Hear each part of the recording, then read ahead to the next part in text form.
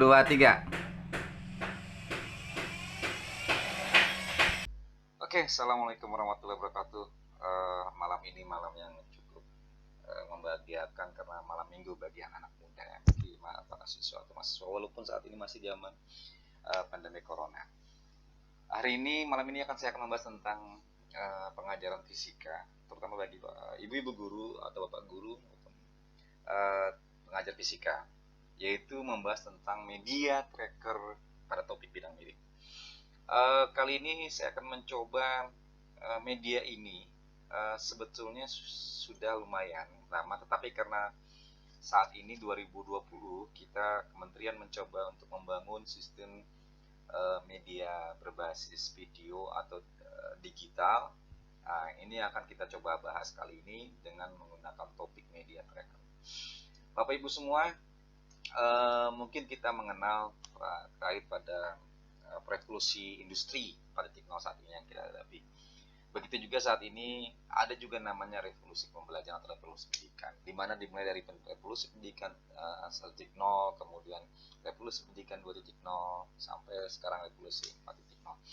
Bapak Ibu semua ataupun teman-teman para mahasiswa dan adik-adik siswa SMA, disinilah posisi Anda sebagai seorang generasi muda, di mana revolusi pendidikan 4.0 inilah yang diinginkan agar siswa atau orang-orang muda bisa belajar menjadi sosok seorang inovatif dan kreatif. Nah, dengan pembelajaran melalui dengan beberapa pembelajaran. Nah, untuk malam ini kita akan bahas tentang pembelajaran fisika. Mungkin kalian sudah pernah dengar pembelajaran fisika itu kalau di level SMA atau di mana yang bagi orang-orang IPA dianggap orang-orang jenius, bilang orang-orang pintar atau enggak, itu tidak jadi masalah karena semua tidak ada namanya dikotomi dalam ilmu pengetahuan. Jadi semua ilmu pengetahuan adalah sama posisinya. Pembelajaran fisika yang diinginkan dengan menggunakan media tracker ini adalah sebagai pola inovasi dan kreativitas bagi guru. Nah, di mana kalau pada saat guru menerangkan pembelajaran konsep, teori, prinsip, dan dasar, seakan lebih baik lagi dengan menggunakan real process of science. Itu menurut Edgar 2009. Kemudian kata Maduka dan Mock juga dalam Edgar juga lebih penting lagi adalah real data yang diperoleh dari alam yang jelas. Lebih akan membuat memproses siswa itu akan berpikir kritisnya muncul. Oke. Apabila tidak ada terjadi proses investigasi dalam pembelajaran fisika dengan menggunakan real data menurut Edgar dan Maduka tadi, maka akan memiliki dampak investigasi terhadap siswa. Salah satunya adalah para siswa akan kesulitan memperoleh informasi dari suatu fenomena. Ya, ini yang menjadi persoalan semuanya. Kemudian ada beberapa rekomendasi pembelajaran yang cocok yang kita gunakan, yaitu inquiry, PBL, yang baru menggunakan STEM, Science, Technology, Engineering, and Mathematics. Nah, ini yang perlu kita akan kembangkan bagi seorang pendidik. Berikutnya yang kita akan fokus adalah media tracker. Apa sih media tracker itu? Atau video analysis method itu? Ini mungkin sudah sebagian banyak mengetahuinya, atau mungkin ada juga beberapa yang belum mengetahui. Tapi akan saya coba mengulas. Jadi perangkat media tracker ini sebagai perangkat analysis yang menggunakan OSP, ya, tetapi hanya untuk proses pembelajaran fisika. Jadi semacam media seperti praktikum, kemudian dianalisis. Analisis menggunakan tabel dengan perhitungan teori fisis. Nah, kemudian untuk mengupload ini silakan kita lari ke URL ini, bisnet.org.tracker. Nanti langsung di install atau di download. Ada beberapa publikasi yang menyatakan terkait media ini. Tapi saya ambil 2 publikasi saja, yaitu yang dipublish di Journal of Physics Conference Series Physics Education di tahun 2020, begitu juga di tahun 2019. Kita menginjak kepada tracker. Bagaimana sih tampilannya? Nah, ini akan kita coba.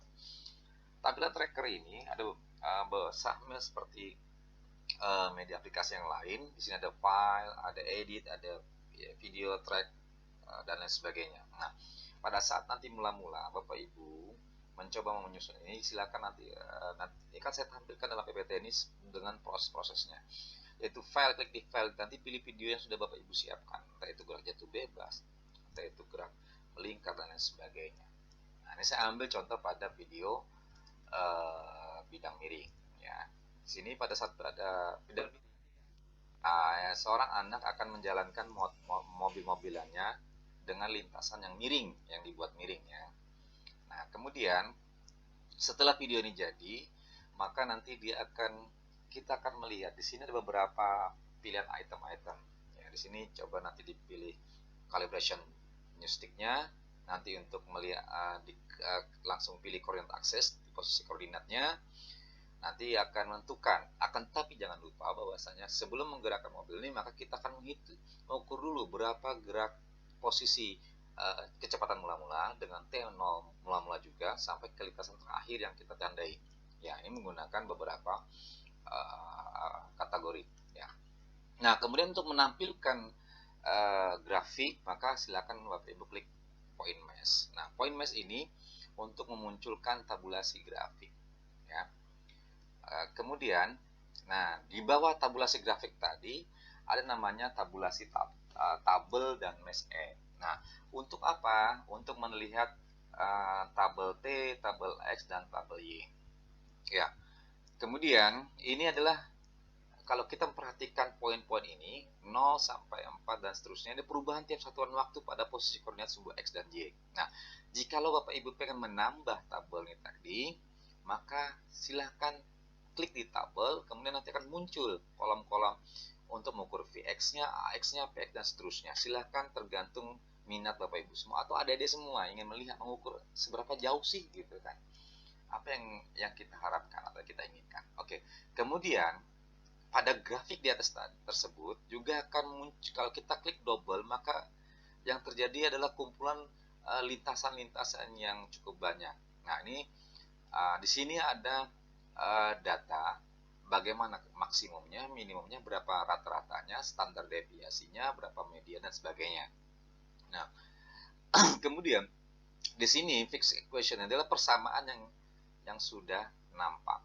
Nah, untuk mengukur ini maka kita akan klik measure.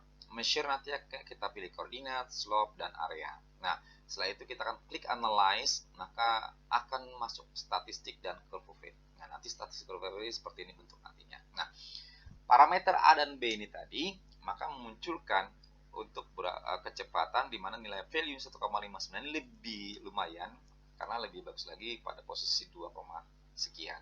Nah, itu lebih sempurna ya, dapat dikatakan sempurna. Berarti ada semacam perubahan. Nah, oke. Kemudian ada beberapa sebelum kita masuk ke penutup, maka akan saya cobakan ke tracker. Nah, ini tampilan tracker. Nah, kalau misalnya kita zoom in, nah di sini posisi 051, maka yang terjadi kalau kita jalankan, nah di sini terjadi perubahan-perubahan yang kita lihat sampai ke posisi 132 frame-nya. Nah, di sini coba lihat perubahan pola pergerakan lintasan. Ya. Oke. Nah, ini sebuah contoh pembelajaran menggunakan media tracker yang bisa Bapak Ibu dapatkan atau ada didapatkan sehingga menjadikan proses pembelajaran akan menjadi lebih menarik.